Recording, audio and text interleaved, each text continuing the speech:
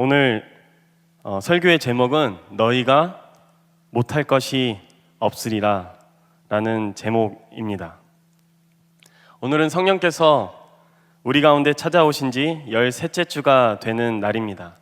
그리스도 예수 안에서 거룩하여지고 성도로 부르심을 받은 여러분에게 주님의 이름 안에서 문안드립니다. 성령께서 우리 주 예수 그리스도를 온전하게 보여주시기를 간절히 소망합니다. 최근에 유튜브 안에서 화제가 된 컨텐츠가 하나 있습니다. 진짜가 되기 위한 가짜들의 이야기를 주제로 기획된 가짜 사나이입니다. 이 컨텐츠는 나태하고 게으른 자신의 삶을 바로잡고 싶은, 더욱이 도전하고 열정을 불태움으로써 인생의 전환점이 필요한 방송인들을 모아서 교육하는 프로그램입니다. 이 프로그램으로 인해서 여러 사람이 주목을 받게 되었는데 그 중에 한 명이 이근 대위입니다. 이분이 주목을 받게 된 이유는 가짜 사나이의 훈련 교관 중에서 제일 연장자이기도 하고 경험도 많고 대부분의 훈련을 이끌고 갔기 때문이라고 할 수 있겠습니다. 하지만 저는 무엇보다도 그가 자주 언급한 지금은 유행어가 되어버린 그의 말에 있다고 봅니다. 그는 교육생들이 포기하려고 할 때마다, 도전하지 않으려고 할 때마다, 혹은 똑바로 하지 않을 때마다 그들에게 다가가 이렇게 말합니다. 너 인성 문제 있어? 이 질문에 모든 교육생들은 인성에 문제가 없다고 표현합니다. 그러면 이근 대위는 아주 짧고 강렬하게 다시 말합니다. 그럼 해. 이 짧은 대화를 분석해보면 이근 대위가 하려는 말은 이렇습니다. 너 인성 문제 있어? 인성에 문제 있지 않으면 포기할 이유가 없어. 인성에 문제 있지 않으면 못할 이유가 없어. 인성에 문제가 있지 않으면 못할 이유가 없다고 이야기하는 이근 대위처럼 오늘 예수님은 본문 가운데서 우리에게 이렇게 말씀하시는 것 같습니다. 믿음에 문제 있어? 믿음에 문제 없으면 못할 것이 없어. 오늘 이야기는 첫 장면부터 심상치 않습니다. 한 사람이 예수님께 엎드려져 제자들의 실패를 고합니다. 제자들의 실패에 대한 자초지종은 다음과 같습니다. 그에게 귀신 들린 한 아들이 있었습니다. 그래서 그는 예수님의 제자들에게 그 귀신을 내쫓아 달라고 부탁을 했습니다. 그런데 제자들이 능히 하지 못했다는 것입니다.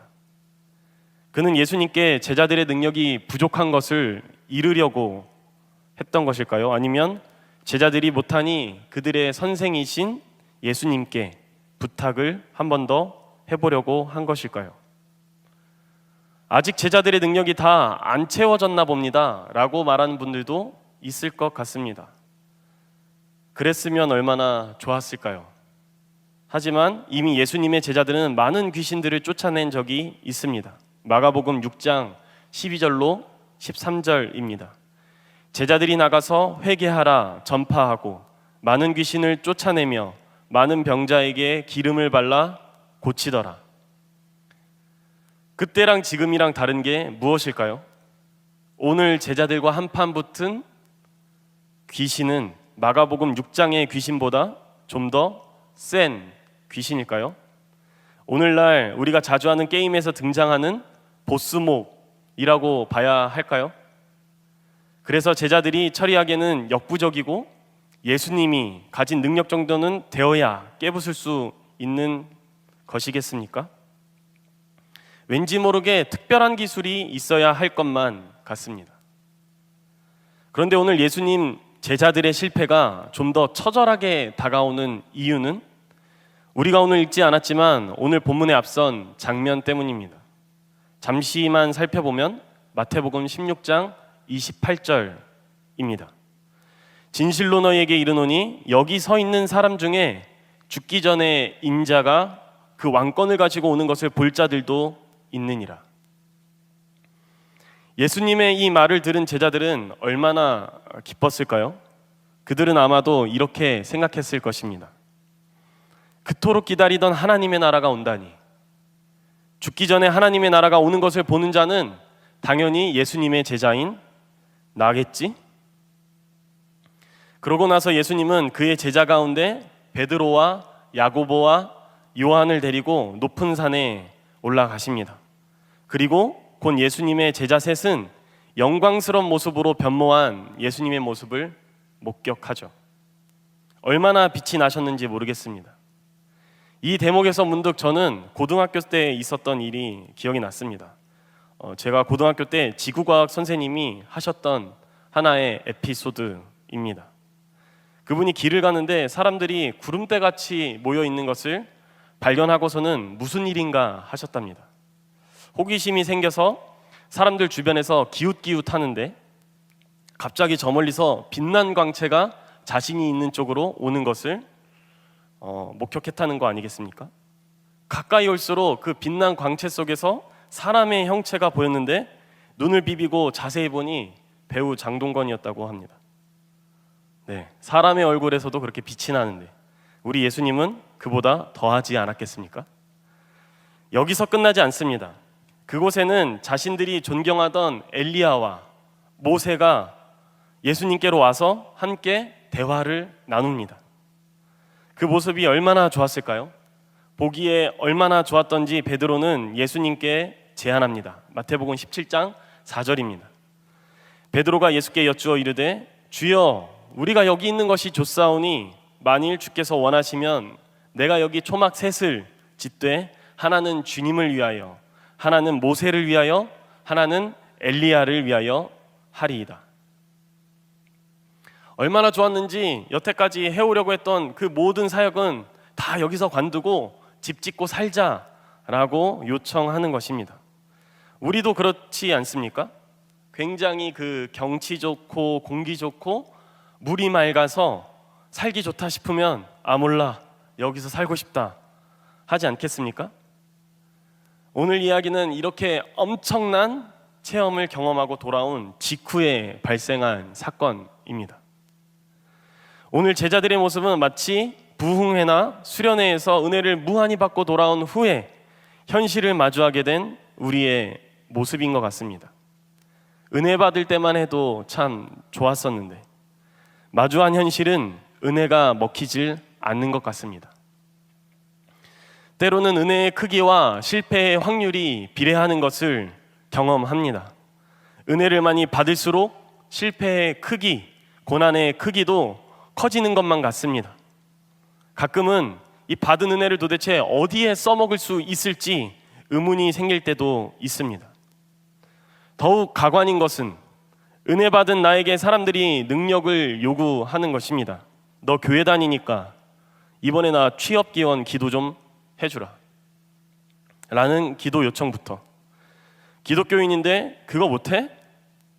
기독교인인데 그거 왜 안 해? 기독교인이라면서 그거 안 돼? 눈총까지 받습니다. 내 코가 석자인데도 할 말이 없습니다. 그러나 우리는 사람들의 기대에 부응하지 못하고 곧 실패합니다. 왜 실패하는 것일까요? 우리에게 믿음이 있는데, 믿음이 있는 것 같은데 왜 실패를 경험해야 하는 것일까요? 심리학을 만나 행복해졌다의 저자 장원청은 그의 책에서 월렌다 효과를 소개합니다. 월렌다 효과는 미국의 유명한 고공 외줄 묘기의 공연가인 칼 월렌다에서 그 이름을 따왔습니다. 월렌다는 역사상 최고의 공중 고개사였습니다. 그의 사전엔 실패란 없었습니다. 1978년 73세로 그는 마지막 공연을 하고 은퇴하기로 결심했습니다.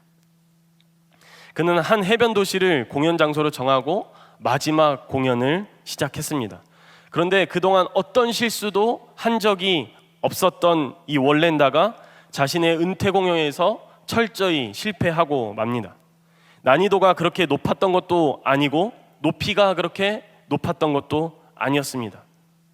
그러나 그는 와이어에서 떨어졌고 그 자리에서 사망했습니다. 이 일이 있은 후에 그의 아내가 그를 떠올리며 그 칼 월렌다를 떠올리며 이렇게 말했습니다. 남편은 그 어느 때보다 성공하고 싶어 했어요. 그러다 보니 일 자체에 집중할 수가 없었던 것 같아요. 노심초사하고 실패할까봐 걱정했던 것이죠.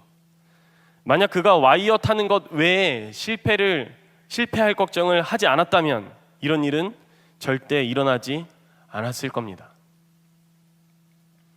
너무 잘하고 싶었던 마음에 실패를 두려워하게 되고 본질을 놓치게 되는 현상이 바로 월렌다 효과입니다.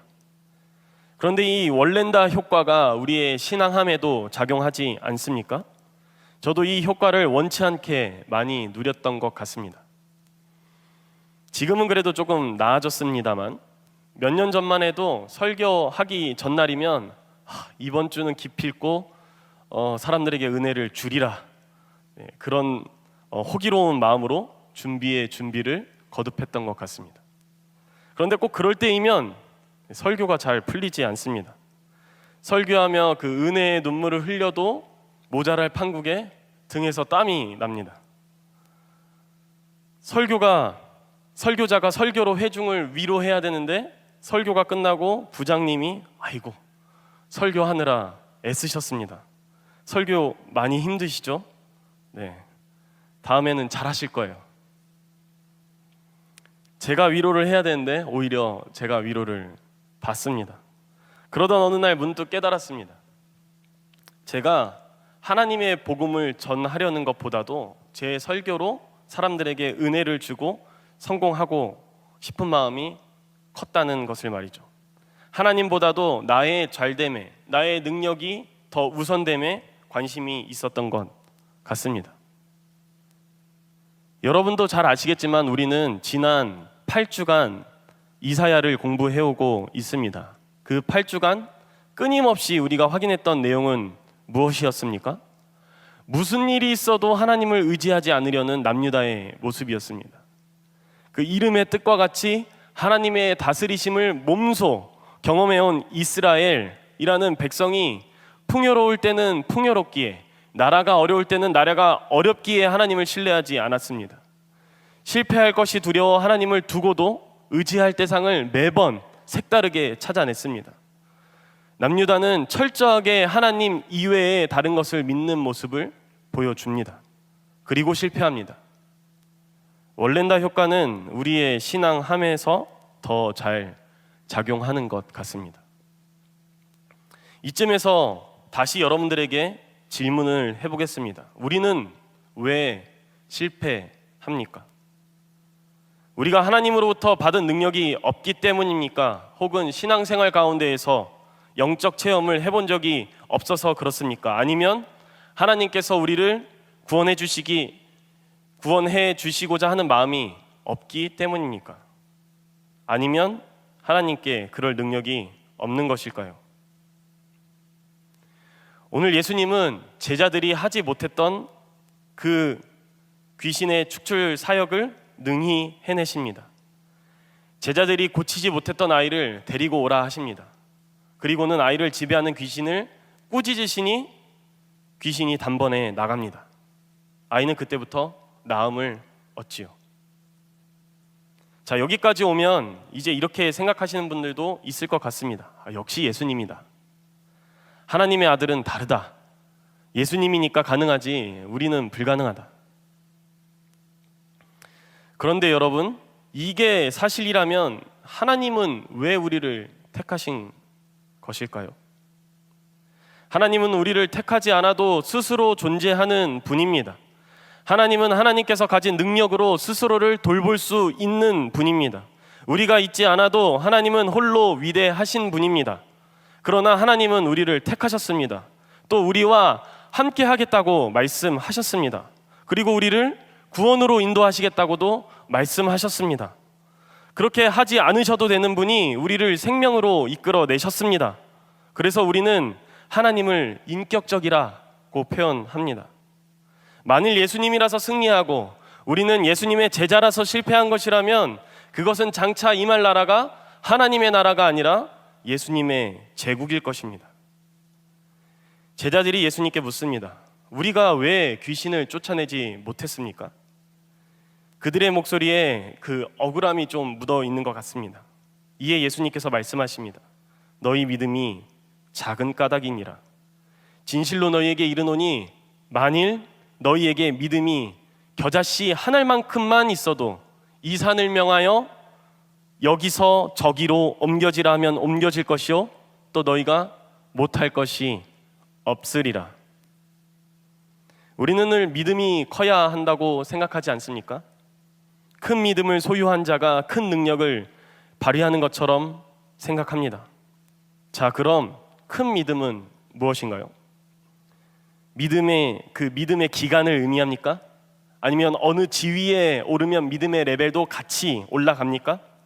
그렇게 우리가 산만한 믿음을 이야기하고 산만한 믿음에 주목할 때 우리 예수님께서 오늘 우리에게 말씀하십니다.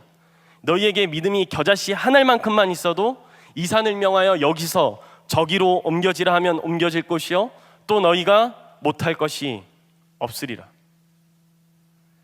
예수님의 말씀이 상식적으로 납득이 가질 않습니다. 비상식적입니다. 이상합니다. 그래서 오히려 파격적입니다. 우리의 사고와는 전혀 다른 이야기를 우리에게 하시고 있습니다. 산을 옮길 수 있는 믿음이라 하면 적어도 산만큼은 큰 믿음이어야 될 텐데 예수님은 지름이 고작 1mm밖에 되지 않는 겨자씨 한 알만큼만, 그 한 알만큼의 믿음만 있어도 모든 것을 할 수 있다라고 말씀하십니다. 겨자씨 한 가마, 겨자씨 한 돼, 한 말, 한 줌도 아닙니다. 그냥 한 알입니다. 한 알. 그만한 믿음이 있으면 우리가 못할 것이 없다고 말씀하십니다. 그럼 예수님께서 말씀하시는 그 겨자씨 한 알의 믿음은 무엇일까요? 그 믿음은 특정한 어떤 행위를 가리키지 않습니다. 그 믿음은 어떤 아름다운 단어들로 가득한 수사가 아주 아름답게 많이 붙은 그 어떠한 말이 아닙니다. 그 믿음은 사리 판단이 밝은 것을 의미하지 않습니다. 예수님께서 말씀하시는 그 겨자씨 한 알의 믿음은 어떠한 상황 가운데에서도 하나님을 생각하시는 그것을 가리킵니다. 우리에게 벌어진 사건, 우리가 맞닥뜨린 그 상황, 그 어딘가에 계시는 하나님을 바라보는 능력, 그것이 바로 겨자씨 한 알의 믿음입니다. 그것이 오늘 우리 주님께서 요구하시는 믿음입니다. 그 믿음이 우리에게 능력이요 우리의 소망입니다. 다시 말씀드립니다. 어느 상황에서건 우리와 함께 하시는 하나님을 바라보는 능력, 하나님을 의지할 용기, 그것이 우리로 못할 것이 없게 합니다. 우리 교회는 여름을 맞이하여 하하하 함께하는 신앙운동이라는 프로그램을 진행하고 있습니다. 그 운동 중에서 하나가 신앙서적 읽기인데요. 추천도서 목록을 가만히 보니까 청년편지라는 책이 있었습니다. 김기성 목사님의 책인데요. 오늘을 살아가는 청년들이 현실에 주저앉지 않고 다른 세상을 꿈꿀 수 있도록 도와주고자 저술한 책입니다. 그는 책에서 이렇게 말합니다. 믿는 이들이 해야 할 일은 초월의 관점에서 현실을 보는 것입니다. 현실이 우리를 이끌어가는 대로 휘청거리며 따라가기보다는 잠시라도 멈추어 서서 이렇게 사는 게 하나님의 뜻에 합당한 것인지를 묻는 삶입니다. 좋은 작가는 사람들의 눈을 가리고 있는 휘장을 찢어 현실을 바라보도록 해주는 사람입니다. 믿음 또한 다르지 않습니다. 예수님은 로마 제국이 지배하는 세상 한복판에서 하나님 나라를 꿈꾸셨습니다.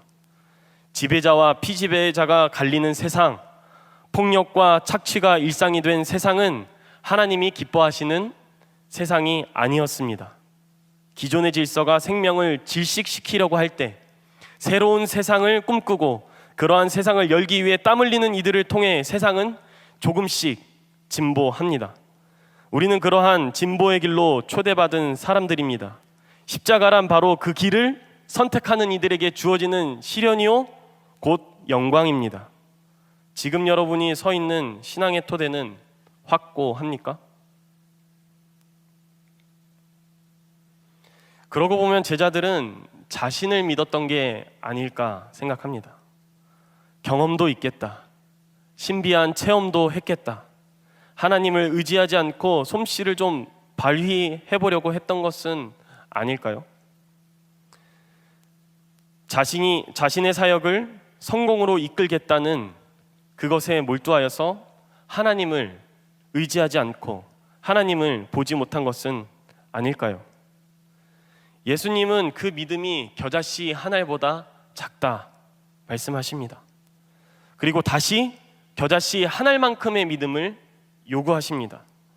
겨자씨 한 알의 믿음은 상황을 이겨낼 수 있는 믿음입니다. 겨자씨 한 알의 믿음이면 불가능이 가능하게 됩니다. 우리의 믿음의 대상 되시는 하나님께서 우리로 그렇게 하게 하실 것이기 때문입니다. 그러니 여러분, 믿음으로 오늘도 우리를 위해 부단히 움직이시는 하나님을 바라보십시오. 여러분, 김명선 간사님이 지은 시선이라는 찬양 아시나요? 이 찬양은 김명선 간사님을 세상에 세웠다고 해도 과언이 아닌 찬양입니다. 그는 시선이 수록된 자신의 1집 앨범을 통해 그 어느 때보다도 많은 사역을 했습니다. 그가 어려운 가정에서 나고 자랐기 때문에 바쁜 그 나날이 싫지 않았습니다. 그러다가 2009년에 그의 인생에 있어서 행복의 정점을 찍게 해줄 남편과 결혼을 합니다. 곧 그와 남편에게는 사랑스러운 자녀들까지도 생깁니다. 그런데 그 기쁨도 잠시 2015년 10월 그는 믿지 못할 소식을 접하게 됩니다. 기침이 잦던 남편에게 암 판정이 내려진 것입니다. 그 상태는 사람이 손을 쓸 수 없을 만큼 심각했습니다. 간사님은 하나님을 원망했습니다. 원망하는 그에게 하나님은 요한복음 11장 40절 말씀을 생각나게 하셨습니다. 내가 믿으면 하나님의 영광을 보리라. 간사님은 그 말씀을 듣고 자신의 남편이 나을 줄 알았다고 합니다. 너무나 기쁜 나머지 남편에게 그리고 주변 모든 사람들에게 이 소식을 알렸습니다. 그리고 하나님께 고백했습니다. 하나님께서 기적을 일으키실 때에 나의 믿음을 요구하신다면 내 믿음은 이미 충분합니다. 그러나 그 고백이 무색하게 2016년 8월 남편은 하나님의 부르심을 받게 됩니다. 너무 반전 없는 스토리인가요? 아니면 너무 현실적인 이야기였습니까? 남편의 죽음으로 인해 간사님은 어떤 생각을 하게 됐을까요? 남편과 함께 모든 것을 꿈꿨다면 남편의 부재가 모든 것을 앗아가지 않았겠습니까? 그러나 간사님은 믿음의 눈으로 하나님의 영광을 보게 됩니다. 간사님의 아들 이름이 호연인데요. 그 아들이 아버지가 죽은 이후에 이렇게 엄마에게 질문합니다. 엄마, 호연이는 아직 너무 어린데 아빠는 왜 호연이 두고 하늘나라로 갔어? 나는 아직 아빠가 필요한데 하나님은 왜 이렇게 아빠를 일찍 데려가셨을까? 아주 예상하지 못한 질문은 아니었지만 그래도 자신도 받아들이지 못한 이 일을 어떻게 이해시켜야 할지 알 수 없었다고 합니다. 그래서 그는 둘러대듯 대답합니다. 엄마 생각에는 아빠가 하나님께서 주신 일을 맞춰서 하나님께 쉬러 간 것 같아. 그러자 호연이는 다시 묻습니다. 하나님께서 아빠에게 주신 일이 뭔데? 엄마 생각에는 엄마를 만나서 정말 사랑해주고 그리고 이 땅에 호연이와 송연이를 태어나게 하고 갑자기 아파서 힘들고 속상했지만 그래도 우리 하나님 살아계시고 여전히 좋은 분이라고 사람들에게 전하는 것이 하나님께서 아빠에게 주신 일인 것 같아. 그 이야기를 듣고 고민에 잠겼던 호연이가 다시 말합니다. 엄마, 듣고 보니 아빠가 하늘나라 간 게 하나님 뜻인 것 같아. 내가 7살 때는 교회에 갔는데 하나님 생각을 별로 안 했어. 그런데 아빠가 아프고 나서부터는 하나님께서 정말 살아계시는구나, 하나님께서 나의 좋은 아빠구나, 나도 하나님을 위해 살아야겠구나 라고 생각하며 기도했어. 그래서 나한테 이거 알려주려고 아빠가 하늘나라 갔나 봐. 간사님은 아들 호연이의 고백 속에서 간사님과 그 가족을 버리지 않으신 하나님을 본 것입니다. 그렇지 않습니까? 어린 나이에 아버지의 부재를 받아들인다는 것은 기적이 필요한 부분입니다. 그 후 같은 가사이지만 다른 의미로 시선이라는 찬양이 자신에게 다가왔다고 합니다. 내게로부터 눈을 들어 주를 보기 시작할 때 주의 일을 보겠네. 내 작은 마음 돌이키사 하늘에 꿈꾸게 하네. 주님을 볼 때 모든 시선을 주님께 드리고 살아계신 하나님을 느낄 때 내 삶은 주의 역사가 되고 하나님이 일하기 시작하네. 하나님께서 오늘 우리에게 요구하시는 것은 무엇입니까? 그것은 예수님께서 제자들에게 요구하신 것과 다르지 않습니다. 겨자씨 한 알만큼의 믿음입니다. 주어진 오늘의 삶 가운데 하나님을 찾아내는 믿음, 우리와 세상 끝날까지 함께 하시는 하나님을 의지하는 믿음, 실패를 두려워하기보다 하나님을 더 두려워하는 믿음, 그 믿음을 오늘 하나님께서 우리에게 요구하십니다. 여러분, 하나님의 이 요구에 응하시겠습니까? 여러분의 그 결단 아래 하나님은 우리의 삶을 일으키실 것입니다. 분명 우리로 못할 것이 없게 하실 것입니다. 여러분, 우리는 넘어질 것입니다. 하지만 아주 엎드러지지 아니함은 여호와께서 그의 손으로 붙드시기 때문입니다. 그러니 여러분, 아무것도 염려하지 말고 모든 일을 오직 기도와 간구로 하고 여러분이 바라는 것을 감사하는 마음으로 하나님께 아뢰십시오. 그리하면 사람의 헤아림을 뛰어넘는 하나님의 평화가 여러분과 여러분의 마음과 생각을 그리스도 예수 안에서 지켜주실 것입니다.